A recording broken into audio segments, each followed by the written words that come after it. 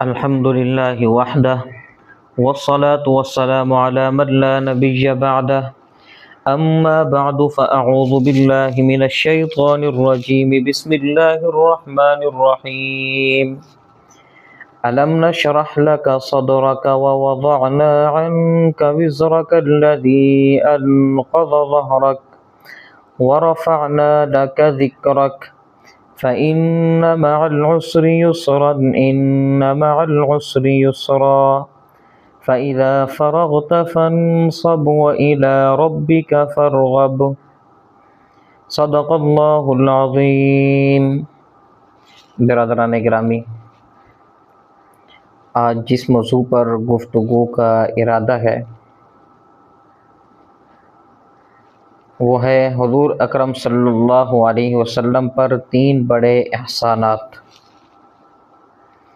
اس موضوع پر گفتگو کے لیے سورۃ الانشراح کی تلاوت کی گئی، جس کا ترجمہ یہ ہے الم نشرح لک صدرک، کہ اے پیغمبر کیا ہم نے تمہاری خاطر تمہارا سینہ کھول نہیں دیا، ووضعنا عنک وزرک الذی انقض ظہرک، اور ہم نے تم سے تمہارا وہ بوجھ اتار دیا ہے جس نے تمہاری کمر توڑ رکھی تھی،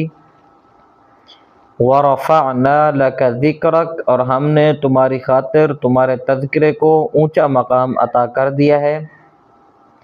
فَإِنَّ مَعَ الْعُسْرِ يُسْرًا إِنَّ مَعَ الْعُسْرِ يُسْرًا،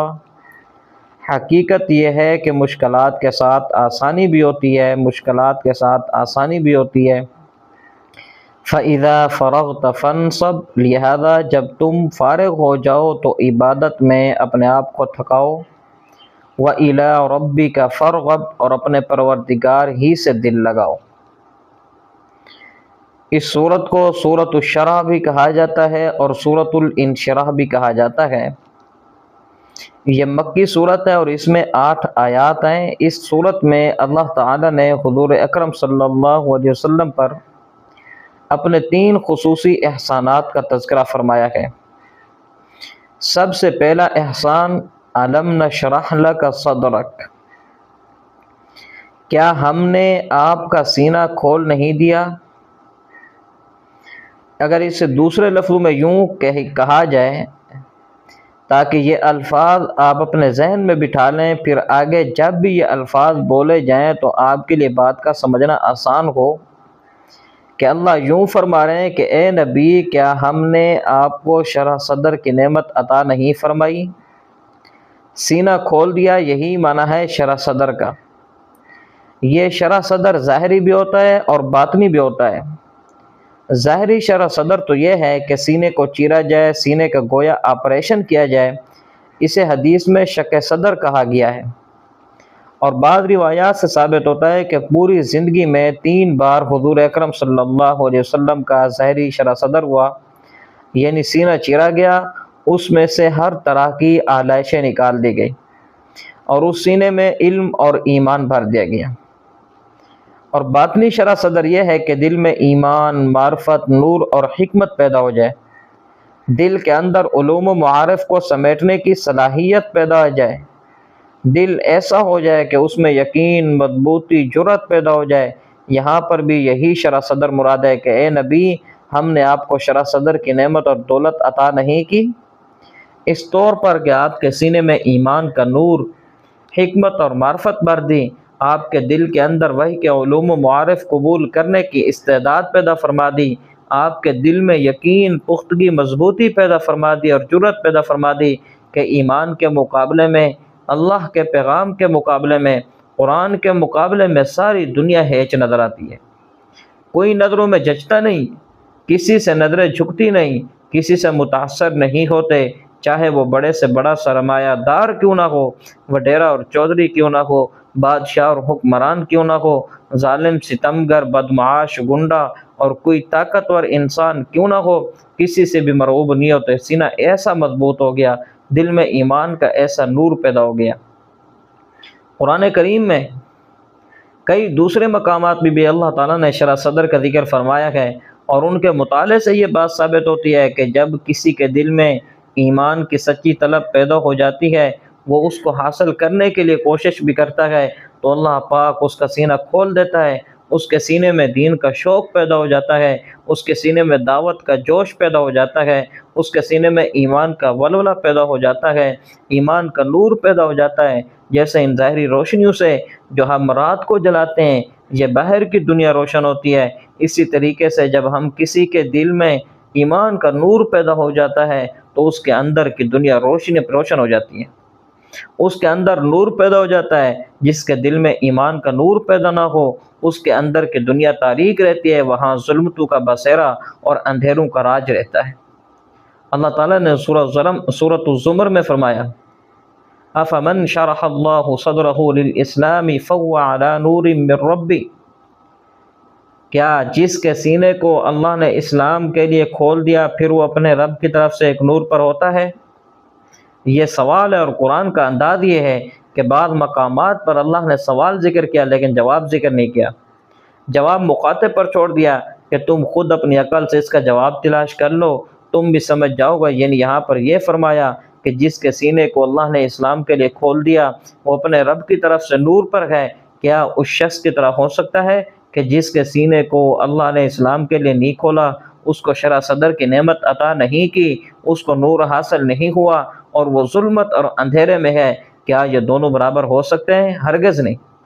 فویل للقاسیۃ قلوبہم من ذکر اللہ، خرابی ہے، ہلاکت ہے ان لوگوں کے لیے جن کے دل اللہ کے ذکر کے بارے میں سخت ہے، انہیں شرح صدر کی نعمت حاصل نہیں ہوئی، ان کے دل میں ایمان کا نور پیدا نہیں ہوا، اولئک فی ضلال مبین، یہ کھلی گمراہی کے اندر مبتلا ہیں۔ جب دل میں ایمان کا نور پیدا ہو جاتا ہے تو پھر ایمان کے لیے قربانی دینا آسان ہو جاتا ہے، اس کے لیے مصیبتیں برداشت کرنا آسان ہو جاتا ہے، ایمان کی خاطر ابتلاؤں اور آزمائشوں کا سہنا آسان ہو جاتا ہے، ظلم و ستم برداشت کرنا آسان ہو جاتا ہے۔ حضرت بلال حبشی رضی اللہ تعالیٰ عنہ کو مکہ کی پہاڑیوں میں ٹانگوں میں رسی ڈال کر گھسیٹا جاتا تھا، حضرت خباب رضی اللہ تعالیٰ عنہ کو آگ کے انگاروں پر لٹایا جاتا تھا، حضرت صہیب رضی اللہ تعالیٰ عنہ اور حضرت عمار رضی اللہ تعالیٰ عنہما کو لوہے کی زریں پہنا کر دھوپ میں ڈال دیا جاتا تھا، حضرت سمیہ رضی اللہ تعالیٰ عنہ کمزور سی خاتون، عورت کو ویسے ہی صنف نازک کہا جاتا ہے، لیکن ابو جہل ان پر ظلم کے پہاڑ توڑتا، دھوپ میں کھڑا کر دیتا، مارتا پیٹتا، حضور اکرم صلی اللہ علیہ وسلم کا گزر ہوتا، آپ صلی اللہ علیہ وسلم فرماتے صبر کرو آپ کا ٹھکانہ جنت ہے۔ جب اس نے دیکھا کہ یہ بوڑھی سی کمزور سی عورت کسی طرح بھی ایمان کا دامن چھوڑنے کے لیے تیار نہیں تو اس نے برچھا مارا اور آپ کو شہید کر دیا۔ کہا جاتا ہے کہ ایمان کی خاطر اللہ کی زمین پر حضور صلی اللہ علیہ وسلم کی بعثت کے بعد سب سے پہلے گرنے والا خون حضرت سمیہ رضی اللہ تعالی عنہ کا تھا۔ ایمان کی خاطر سب سے پہلی شہادت ایک عورت کو نصیب ہوئی۔ حضرت عمر رضی اللہ تعالیٰ عنہ کو دیکھیے، اپنی بہن فاطمہ رضی اللہ تعالیٰ عنہ کو مار رہے ہیں لیکن ایمان چھوڑنے کے لیے تیار نہیں۔ یہ کیا چیز تھی جس نے حضرت بلال حبشی کو مضبوط کر دیا، حضرت خباب رضی اللہ تعالیٰ عنہ کو پختگی عطا کر دی، حضرت صہیب رضی اللہ تعالیٰ عنہ کو، حضرت عمار رضی اللہ تعالیٰ عنہما کو چٹان کی طرح کھڑا کر دیا، حضرت سمیہ رضی اللہ تعالیٰ عنہ جیسی کمزور سی عورت کو ابو جہل کے سامنے لا الہ الا اللہ محمد الرسول اللہ پڑھنے کی طاقت اور حوصلہ عطا کر دیا، بلکہ وہ بات یاد آتی ہے اور دل چاہتا ہے کہ بار بار سنی اور سنائی جائے کہ ایمان اتنا مضبوط ہو جاتا ہے کہ حضرت بلال رضی اللہ تعالیٰ عنہ پر جب ظلم کیا جاتا تھا، ان کو کلمہ توحید کہنے سے روکا جاتا تھا تو وہ ضربیں سہتے تھے، پھر بھی احد احد کہتے تھے کہ اللہ ایک ہے، اللہ ایک ہے اور اس کا کوئی شریک نہیں۔ بعض روایات میں لکھا ہے، فرماتے تھے کہ اگر مجھے کوئی ایسا کلمہ معلوم ہو جائے کہ جس کے کہنے سے مشرکوں کو احد احد کہنے سے بھی زیادہ تکلیف ہوتی ہے تو میں وہ کلمہ کہتا، میں مار کھاتا، ان کے کوڑے برداشت کرتا، ظلم سہتا، وہ کلمہ توحید کا کہتا جس سے مشرکوں کو تکلیف اور ہوتی۔ یہ کون سی چیز تھی جس نے ان کو ایسا طاقتور بنا دیا؟ یہ شرح صدر کی دولت اور شرح صدر کی نعمت تھی کہ اللہ نے ایمان کے لیے ان کا سینہ کھول دیا، دل میں ایمان کا نور بھر دیا، دل میں یقین ڈال دیا، دل میں ایمان کی محبت ڈال دی، اور اللہ تعالیٰ نے گواہی دی وَمِنَ النَّاسِ مَن يَتَّخِذُ مِن دُونِ اللَّهِ أَندَادًا يُحِبُّونَهُمْ كَحُبِّ اللَّهِ کہ بعض لوگ ایسے ہیں کہ اللہ کے سوا وہ شریک بنا لیتے ہیں تو ان سے ایسی محبت کرتے ہیں جیسے اللہ سے محبت کرنی چاہیے۔ اور آگے فرمایا وَالَّذِينَ آمَنُوا وَشَدُّ حُبًّا لِلَّهِ لیکن جو واقعی ایمان قبول کر لیتے ہیں وہ اللہ کی محبت میں مشرکوں سے کہیں زیادہ سخت ہوتے ہیں۔ مشرکوں کو اپنے بتوں سے اتنی محبت نہیں ہوتی جتنی ایمان والوں کو اللہ سے محبت ہوتی ہے۔ مشرک اپنے بتوں کے لیے اتنی تکلیف اور سختی برداشت نہیں کر سکتا جتنی تکلیف ایک سچا مومن اللہ کی محبت میں برداشت کر لیتا ہے۔ آپ نے ان صحابہ کا واقعہ سنا ہوگا جن کے بارے میں کہا جاتا ہے کہ ان کو شرک کرنے پر مجبور کرنے کے لیے اور ایمان سے روکنے کے لیے ان کے سامنے تیل کا کڑا رکھا گیا، اس میں تیل کو گرم کیا گیا اور پھر ایک صحابی کو اس میں ڈالا گیا، وہ جل کر کوئلہ ہو گیا۔ دوسرے رونے لگے تو ان سے پوچھا گیا کہ کیوں روتے ہو، کیا ڈر گئے ہو؟ آپ تو کہہ رہے تھے کہ میں اللہ کے سوا کسی سے نہیں ڈرتا۔ فرمانے لگے میں اس سے نہیں ڈرتا کہ میرا یہی انجام ہوگا جو میرے ساتھی کا انجام ہوا، مجھے بھی اس طریقے سے کھولتے ہوئے تیل میں ڈالا جائے گا جیسے اس کو ڈالا گیا۔ میں اس بات پر رو رہا ہوں کہ آج اللہ کے دین کے لیے قربانی کا وقت آیا ہے، میرے پاس ایک جان ہے جو اللہ کے لیے قربان کر سکتا ہوں، ایک کاش میرے پاس کئی جانیں ہوتی، بار بار اللہ تعالیٰ کے لیے قربان کرتا لیکن ایمان کا دامن نہ چھوڑتا۔ تو شرح صدر کی دولت اللہ نے عطا کر دی، سینہ کھول دیا ایمان کے لیے، اپنی محبت کے لیے، اور جب یہ دولت نصیب ہو جاتی ہے تو پھر ایمان میں بھی مزہ آتا ہے۔ یاد رکھیں جیسے کھانے پینے کی چیزوں میں لذت ہے، ہر چیز کی لذت جدا، اسی طریقے سے ایمان کی بھی ایک لذت ہے۔ جو ایمانی اعمال ہیں ان میں ہر ایک کی جدا جدا لذت ہے، جدا جدا تاثیر ہے۔ نماز کی، زکوٰۃ کی، حج و عمرہ کی لذت اور ہے، جہاد، تبلیغ، روزے کی اور بھوکا پیاسا رہنے میں بھی لذت ہے۔ جسے اللہ تعالیٰ احساس عطا فرما دیتے ہیں تو وہ محسوس کرتا ہے کہ بھوکا رہنے میں بھی ایک لذت ہے۔ لذت صرف کھانے پینے میں نہیں، لذت ٹھنڈے مشروبات کے پینے میں نہیں، ارے لذت اللہ کی رضا کے لیے بھوکا رہنے میں بھی ہے، پیاسا رہنے میں بھی ہے، زخم اٹھانے میں بھی ہے، اللہ کے لیے جان دینے میں بھی ہے۔ اللہ کے لیے جان جو دیتا ہے اس کو کیا لذت نصیب ہوتی ہے، یہ اسی سے پوچھیے۔ اسی لیے تو اللہ کے نبی نے فرمایا کہ شہید قیامت کے دن آرزو کرے گا کہ اے کاش مجھے پھر زندہ کیا جائے، پھر شہید ہوں، پھر زندہ کیا جائے، پھر شہید ہوں، پھر زندہ کیا جائے، پھر شہید ہوں۔ اس لذت کے حصول کی تمنا تو خود ہمارے آقا خود صلی اللہ علیہ وسلم نے بھی فرمائی۔ آپ نے فرمایا میرا دل چاہتا ہے کہ میں اللہ کے راستے میں شہید کیا جاؤں، پھر زندہ کیا جاؤں، پھر شہید کیا جاؤں، پھر زندہ کیا جاؤں، پھر شہید کیا جاؤں، اس لیے کہ اللہ کے لیے جان دینے میں بھی ایک لذت ہے، ایک لطف ہے۔ چنانچہ جب شرح صدر کی دولت اللہ تعالیٰ عطا فرما دیتے ہیں تو پھر ایمان میں بھی مزہ آتا ہے، پھر نماز میں، صدقہ خیرات میں، جہاد و تبلیغ میں، بھوکا پیاسا رہنے میں، روزہ رکھنے میں مزہ آتا ہے، رونے اور گڑگڑانے میں بھی مزہ آتا ہے۔ لوگ مزے کی تلاش میں ہیں، سکون کی تلاش میں ہیں۔ بھئی ہم دولت حاصل کرتے ہیں اس لیے تاکہ سکون حاصل ہو، بیوی کو شوہر کی، شوہر کو بیوی کی طلب ہوتی ہے تاکہ سکون ملے، دونوں کو اولاد کے حصول کی تمنا ہوتی ہے تاکہ سکون ملے، اچھی گاڑی ہم لیتے ہیں تاکہ دل کو سکون ملے، ہم اچھے مکان میں رہنا چاہتے ہیں تاکہ سکون ملے، ہم سیر کرتے ہیں تاکہ سکون ملے، ہم تفریح کے لیے جاتے ہیں تاکہ سکون ملے، لوگ ملک کو پھرتے ہیں تاکہ سکون ملے، یہاں تک کہ نشہ استعمال کرتے ہیں تاکہ سکون حاصل ہوگا، گانا سنتے ہیں سکون ملے، قلبوں میں جاتے ہیں تاکہ سکون ملے، ہر ایک سکون کی تلاش میں ہے، لیکن ہم سکون کے ذرائع تو حاصل کر لیتے ہیں، سکون حاصل نہیں ہوتا، دولت تو حاصل کر لیتے ہیں، شادی کر لی، اولاد ہو گئی، بہت بڑا مکان بنا لیا، بڑی کرسی، بڑی ملازمت حاصل کر لی، کاروبار وسیع کر لیا، سکون کے ذرائع تو مل جاتے ہیں لیکن سکون نہیں ملتا،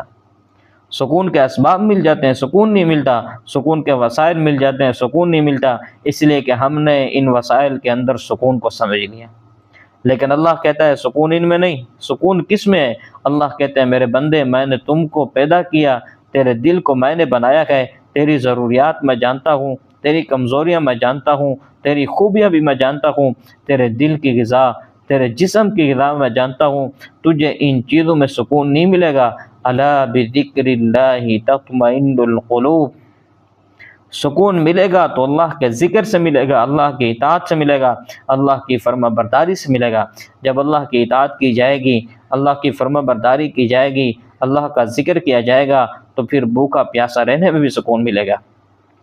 پھر اللہ کے سامنے رونے میں بھی سکون ملے گا۔ خدا کی قسم لوگ کے لگاتے ہیں سکون کے لیے، مزاحیہ ڈرامے دیکھتے ہیں، مزاحیہ فلمیں دیکھتے ہیں، مزاحیہ ناول کتابیں قلم پڑھتے ہیں، لیکن اگر ان کو پتہ چل جائے کہ اللہ کے سامنے رونے میں کتنا سکون ہے تو کے لگانا چھوڑ دیں۔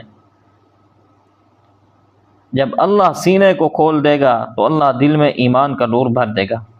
پھر اللہ کی عبادت میں مزہ آئے گا۔ اگر اللہ نے دل کو نہ کھولا تو پھر مسلمان ہونا بھی ایک جرم سا محسوس ہوگا، پھر رمضان کے آنے سے دل پریشان ہوگا، رمضان کو ایک مصیبت سمجھے گا۔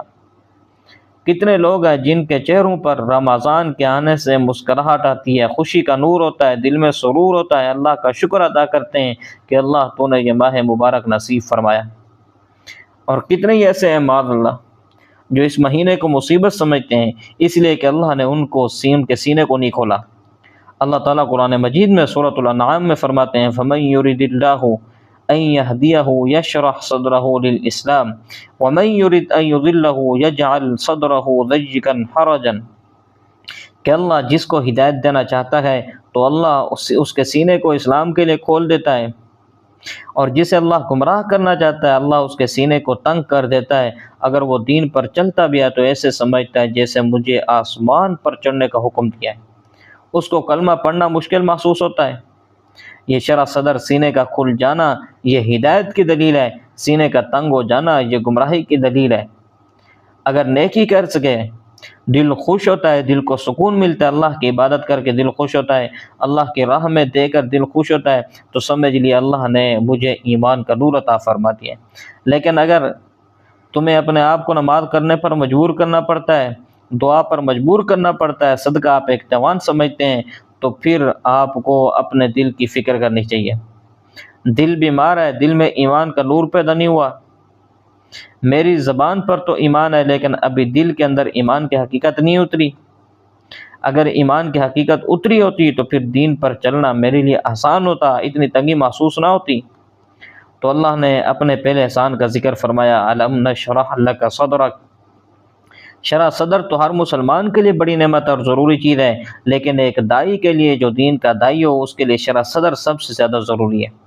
اس لیے جس کے سینے میں خود ایمان کا نور نہیں وہ دوسروں کے اندر اپنے واعظ تقریر سے ایمان کا نور کیسا پیدا کر سکے گا؟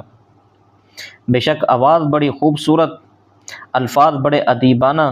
تقریر بڑی فصیحانہ، اشعار بڑے بامحل اور نکات بھی بڑے عجیب و غریب، لیکن اگر اس میں دل کا درد شامل نہیں اور خطیب اور واعظ کے اپنے دل کے اندر دین کا درد نہیں تو وہ دوسروں کے اندر بھی درد پیدا نہیں کر سکتا۔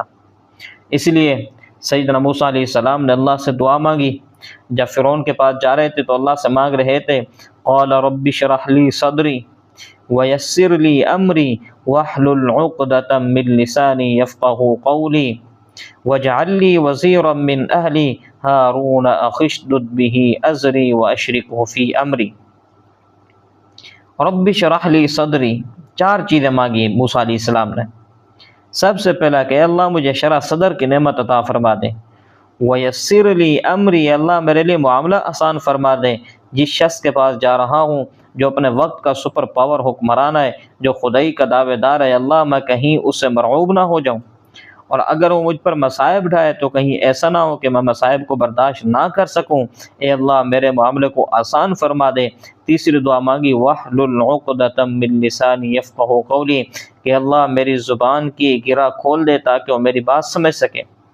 چوتھی دعا مانگی واجعل لی وزیرا من اہلی ہارون اخی اشدد بہ ازری واشرکہ فی امری، کہ اللہ میرے خاندان میں سے ہی میرا ایک مددگار بنا دے، میرے بھائی ہارون کو بھی نبوت عطا فرما دے۔ تو اللہ تعالیٰ نے فرمایا قال قد اوتیت سؤلک یا موسیٰ، کہ اے موسیٰ تیری 4 دعائیں قبول کر لی گئی۔ بعد حضرات نے کہا ہے کہ کسی مانگنے والے نے اللہ سے اتنی بڑی دعا نہیں مانگی ہوگی جتنی بڑی دعا موسیٰ علیہ السلام نے مانگی۔ پہلی 3 چیزیں تو آسان ہیں، لیکن چوتھی چیز کہ اللہ میرے بھائی کو بھی نبوت عطا فرما دے، اتنی بڑی چیز اللہ سے مانگی کہ کسی مانگنے والے نے اللہ سے نہیں مانگی۔ اور اللہ نے کہا اے موسیٰ اوتیت سؤلک یا موسیٰ، جو کچھ مانگا تجھے عطا کر دیا گیا، تیری دعا میں نے قبول کر لی۔ تو میں عرض کر رہا تھا کہ دائی کے لیے شرح صدر سب سے ضروری چیز ہے، اس لیے کہ اللہ کے نبی نے اللہ سے شرح صدر کی نعمت مانگی۔ اللہ تعالیٰ نے موسیٰ علیہ السلام کو بھی شرح صدر کی دولت عطا فرمائی، اور ہمارے آقا کائنات حضرت محمد مصطفیٰ صلی اللہ علیہ وسلم کو بھی شرح صدر کی دولت عطا فرمائی۔ اور پوری دنیا میں، پوری کائنات میں کسی کو ایسی شرح صدر کی دولت عطا نہیں کی گئی جیسی شرح صدر کی دولت ہمارے آقا حضرت محمد صلی اللہ علیہ وسلم کو عطا کی گئی۔ کسی کا سینہ اتنا نہیں کھولا گیا، کسی کے سینے میں اتنا علوم و معارف نہیں بھرے گئے، اتنا تحمل، برداشت، ہدایت کا جذبہ کسی کے لیے کسی کے سینے میں اتنا پیدا نہیں کیا گیا جتنے ہمارا آقا کائنات کے سینے کے اندر تھا۔ آپ اندازہ کیجئے طائف والے کیا کرتے ہیں، گالیاں دیتے ہیں، پتھر مارتے ہیں، لولہان کر دیتے ہیں، جبرائیل امین آتے ہیں، پہاڑوں کا فرشتہ آتا ہے، حکم دیجئے ہم ان بدبختوں کو دونوں پہاڑوں کے درمیان پیس کر رکھ دیں۔ حضور صلی اللہ علیہ وسلم کیا فرماتے ہیں؟ نہیں، میں پیسنے کی اجازت نہیں دیتا، بلکہ آپ کی زبان مبارک سے ان کے لیے ہدایت کی دعا نکلی، اللہم اہد قومی فإنہم لا يعلمون انی لأرجو ان یخرج اللہ من اصلابہم من یقول لا الہ الا اللہ محمد رسول اللہ، کہ میں نہیں چاہتا کہ ان کو ہلاک کیا جائے، میں یہ امید رکھتا ہوں کہ اللہ پاک ان کی پشتوں سے ایسی نسلیں پیدا فرما دے گا جو لا الہ الا اللہ محمد الرسول اللہ کہنے والی ہوں گی۔ آپ کے دل کے اندر انسانوں کی ہدایت کی تڑپ تھی، تمنا تھی، اللہ نے سینہ کھول دیا، عفو درگزر، صبر و تحمل اور برداشت کا مادہ پیدا کر دیا۔ اور دوسرا احسان وَوَضَعْنَا عَنْكَ وِزْرَكَ الَّذِي عَنْقَضَ ظَهْرَكَ، کہ ہم نے آپ سے اس بوجھ کو ہٹا دیا جس نے آپ کی پیٹھ کو بوجھل کر رکھا تھا۔ یہ کون سا بوجھ تھا جس نے حضور اکرم صلی اللہ علیہ وسلم کی پیٹھ کو بوجھل کر رکھا تھا؟ یہ بوجھ تھا انسانیت کی ہدایت کا، انسانوں کو ہدایت کا راستہ دکھانے کا۔ اللہ نے جب آپ کے ذمہ لگایا میرا پیغام میرے بندوں تک پہنچا دو، اب آپ اس کا درس دیا کریں، آپ ان کا تذکرہ کریں، آپ ان کے دلوں کو پاک کریں، ان کو توحید پر لائیں، ایمان پر لائیں۔ آپ نے دعوت کا سلسلہ شروع کیا، دن کو بھی دعوت دیتے ہیں، راتوں کو بھی دعوت دیتے، ایک ایک کو بھی دعوت دیتے، مجمع میں بھی دعوت دیتے، پھر راتوں کو اٹھ اٹھ کر مانگتے۔ لیکن شروع میں تو یہ حال تھا کہ کوئی مانتا ہی نہیں تھا۔ ایسے بھی دن گزرتے کہ پورا دن جو ملا اس نے گالی دی، جو ملا اس نے تانا دیا، کوئی بھی ایمانی دعوت کو قبول کرنے کے لیے تیار نہیں ہوا۔ آپ غم کے بوجھ میں دبے ہوئے فرماتے ہیں اللہ یہ کیسے ہدایت پر آئیں گے، یہ شرک میں ڈوبے ہوئے لوگ کیسے ایمان کو قبول کریں گے، اے اللہ یہ بدکاری کے عادی کیسے باحیا بنیں گے، اے اللہ ان کو تو خون بہانے میں مزہ آتا ہے، یہ خون کی حفاظت کرنے والے کیسے بنیں گے، اے اللہ یہ تو شراب اور جوئے کے عادی ہیں، یہ کیسے نشے کو چھوڑیں گے، اے اللہ یہ بیٹیوں کو دفن کرنے والے کیسی بیٹیوں کے محافظ بنیں گے۔ جب ان کی حالت کو دیکھتے تھے تو آپ کا سینہ پھٹتا تھا، اور سینے میں اتنا غم کہ اللہ کو اپنے نبی پر ترس آ گیا۔ اللہ نے سورہ شعراء میں فرمایا لعلک باخع نفسک الا یکونوا مؤمنین، اگر یہ ایمان نہ لائیں تو کیا آپ اپنی جان کو ہلاک کر لیں گے؟ اور سورہ کہف میں فرمایا فلعلک باخع نفسک علی آثارہم ان لم یؤمنوا بہذا الحدیث اسفا، اگر یہ ایمان نہ لائے تو آپ غم کی وجہ سے اپنی جان کو ہی ہلاک کر دیں گے۔ سورۃ الانعام میں فرمایا قد نعلم انہ لیحزنک الذی یقولون، ہم جانتے ہیں ان کی باتیں آپ کو غمگین کر دیتے ہیں۔ پھر آپ صلی اللہ علیہ وسلم پر تو یہ بوجھ تھا کہ اللہ یہ ہدایت کیسے قبول کر لیں گے، پھر اللہ نے یہ بوجھ اتار دیا، ایک ایک کر کے سب ایمان لاتے چلے گئے۔ حضرت ابوبکر رضی اللہ تعالیٰ عنہ، حضرت خدیجہ رضی اللہ تعالیٰ عنہ، حضرت علی رضی اللہ تعالیٰ عنہ ایمان قبول کیا، ایک ایک آیا ایمان قبول کیا، پھر جماعت بنتی گئی، پھر وہ وقت بھی آیا کہ پورا قبیلہ آتا تھا اور آپ کے ہاتھ پر ایمان قبول کر لیتا تھا۔ تو ایسے پھر ہزاروں اس دین کے لیے تڑپنے والے بن گئے، اس دین کے لیے رونے والے بن گئے، اس دین کے لیے اپنے مال اپنی جانیں قربان کرنے والے بن گئے، یہاں تک کہ آقا صلی اللہ علیہ وسلم نے اپنی زندگی میں ایک ایسی امت تیار کر دی، لیکن کسی کو کیا پتا کہ اس امت کی تیاری میں آپ صلی اللہ علیہ وسلم نے کتنے آنسو بہائے،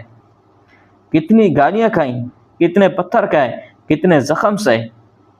اس کو تو صرف اللہ تبارک و تعالیٰ ہی جانتے ہیں۔ اور تیسرا احسان وہ یہ ہے وَرَفَعْنَا لَكَ ذِكْرَكَ، کہ محبوب ہم نے آپ کا نام کو بلند کر دیا، دشمن آپ کے نام کو مٹانا چاہتا ہے، اللہ نے کہا تم اس نام کو مٹانا چاہتے ہو، میں اس نام کو اٹھاؤں گا، اس نام کو بلندی عطا کروں گا۔ ایک حدیث میں آتا ہے، خود آپ صلی اللہ علیہ وسلم نے اس کی وضاحت کی، بلند کرنے کا مطلب یہ ہے کہ محمد جہاں میرا ذکر ہوگا وہاں تیرا بھی ذکر ہوگا۔ اگر کلمے میں میرا ذکر ہے لا الہ الا اللہ تو تیرا بھی ذکر ہے محمد الرسول اللہ۔ اگر نماز میں میرا ذکر ہے اشہد ان لا الہ الا اللہ تو تیرا بھی ذکر ہے واشہد ان محمدا عبدہ ورسولہ۔ اگر اذان میں میرا ذکر ہے اشہد ان لا الہ الا اللہ تو تیرا بھی ذکر ہے واشہد ان محمد الرسول اللہ۔ جہاں جہاں میرا ذکر ہوگا وہی تیرا ذکر ہوگا۔ میں ایسا تیرا ذکر بلند کروں گا کہ دشمن بھی تیرا ذکر کرنے پر مجبور ہو جائے گا۔ آج واقعاتاً دشمن بھی حضور صلی اللہ علیہ وسلم کا ذکر کرنے پر مجبور ہے۔ قاضی ابو سلمان شاہ جہان پوری نے جو سیرت کی کتاب رحمت للعالمین لکھی ہے اس میں لکھا ہے کہ تامس کا رلیل ایک پکا عیسائی ہے، تاریخ اور انگریزی زبان پر اس کی بہت گہری نظر ہے، اس میں اس کو بڑا کمال اصل اس نے کتاب لکھی hero of the heroes, hero کے ہیرو۔ گویا کہ سائنسدانوں میں بڑے سائنسدانوں کا ذکر، سیاستدانوں میں جو بڑا سیاستدان ہے اس کا ذکر، حکمرانوں میں جو بڑا حکمران اس کا ذکر، شاعروں میں جو سب سے بڑا شاعر اس کا ذکر، ادیبوں میں جو سب سے بڑا ادیب اس کا ذکر، مالداروں میں جو سب سے بڑا مالدار اس کا ذکر۔ ہیرو کا ہیرو اس نے جمع کیے۔ وہ مصنف اگرچہ صحیح ہے لیکن جب نبیوں میں سب سے بڑے نبی کا نام لکھنے کی باری آتی ہے تو وہ نہ حضرت عیسیٰ علیہ السلام کا نام لکھتا ہے، نہ موسیٰ علیہ السلام کا لکھتا ہے، نہ حضرت داؤد علیہ السلام کا لکھتا ہے، نام لکھتا ہے تو محمد الرسول اللہ صلی اللہ علیہ وسلم کا اقرار کرتے ہوئے لکھتا ہے کہ سب نبیوں میں سب سے بڑے نبی جن کو اللہ نے سب نبیوں سے زیادہ مقام عطا فرمایا وہ حضرت محمد مصطفیٰ صلی اللہ علیہ وسلم ہے۔ چنانچہ اللہ نے گویا یوں فرمایا کہ دشمنوں کی زبان سے بھی میں تیری تعریف کرواؤں گا۔ تو اکثر الحمدللہ اللہ تعالیٰ کا شکر ہے اور مجھے اس پر 100% یقین ہے کہ اس دنیا کا مستقبل قرآن کے سوا کچھ نہیں، اس دنیا کا مستقبل محمد الرسول اللہ صلی اللہ علیہ وسلم کی غلامی کے سوا کچھ نہیں۔ رب کعبہ کی قسم میں پورے یقین کے ساتھ کہتا ہوں، کوئی اس کو خطیبانہ بھڑک مت سمجھے۔ الحمدللہ مجھے اس پر پورا یقین ہے کہ وقت آئے گا کہ پوری دنیا قرآن کے جھنڈے تلے جمع ہوگی، پوری دنیا محمد کی قیادت و امامت کے پیچھے جمع ہوگی، اس کے سوا دنیا کا کوئی مستقبل ہی نہیں۔ لیکن مجھے ڈر یہ ہے کہ کہیں ایسا نہ ہو کہ غیر جس کو ہم یہودی کہتے ہیں، عیسائی کہتے ہیں، سکھ اور ہندو کہتے ہیں، وہ محمد صلی اللہ علیہ وسلم کے مقام کو تو پہچان لیں اور ہم آپ صلی اللہ علیہ وسلم کے مقام کو پہچاننے سے محروم رہیں۔ مجھے یہ ڈر لگتا ہے کہیں ایسا نہ ہو کہ ہم تو زبانی کلامی آپ صلی اللہ علیہ وسلم کا نام لیتے رہیں، آپ صلی اللہ علیہ وسلم کی تعریفیں کرتے رہیں،